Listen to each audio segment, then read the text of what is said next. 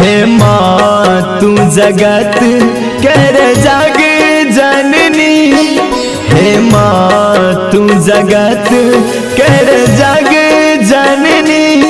विनती माँ हमारे स्वीकार करूं, धरु हाथ हमारे करुणा माई, धरु हाथ हमारे करुणा माई।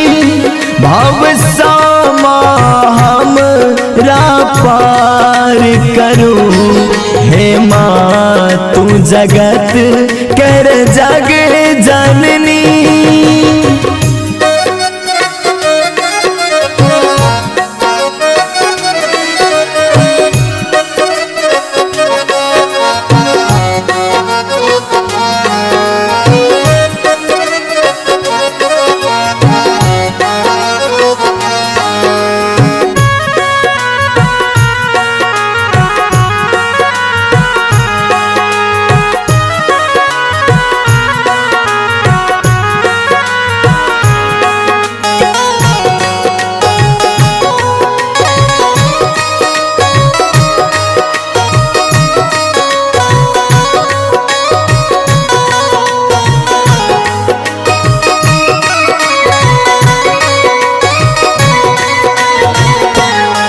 हम भैरी जग साजे भैरी गलों, हम भैरी जग साजे भैरी गलों।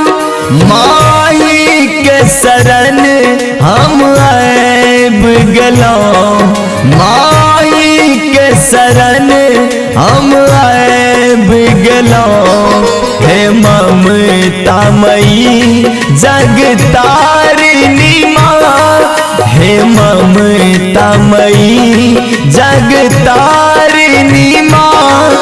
आचर कर छाँव प्रदान करूं, हे माँ तू जगत कर जग जननी।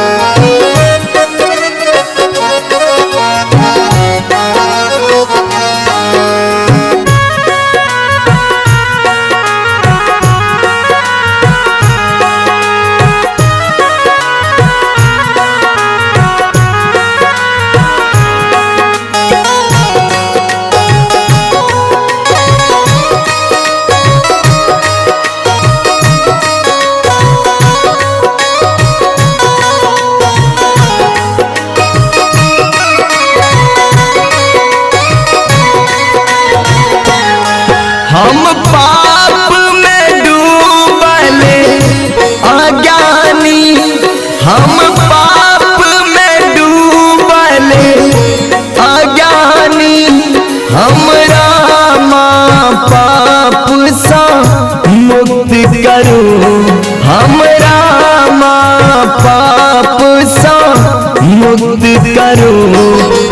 नींद में किया सुतल छी, नींद में किया सुतल छी।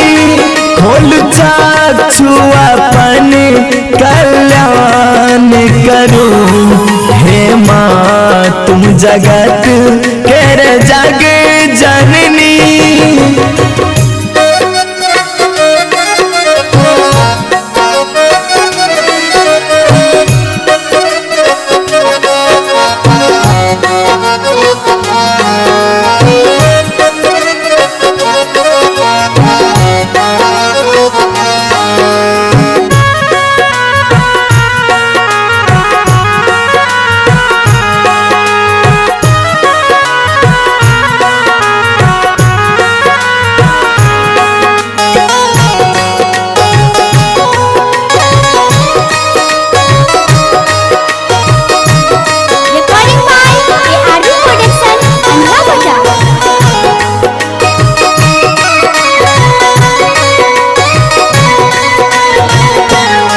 हम शीश अपन माँ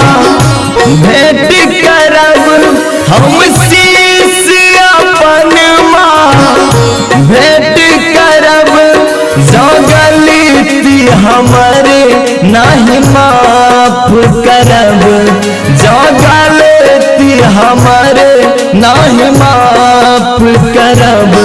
निज पुत्र बुझिया मिथिलेश के, निज पुत्र बुझिया रातिस के।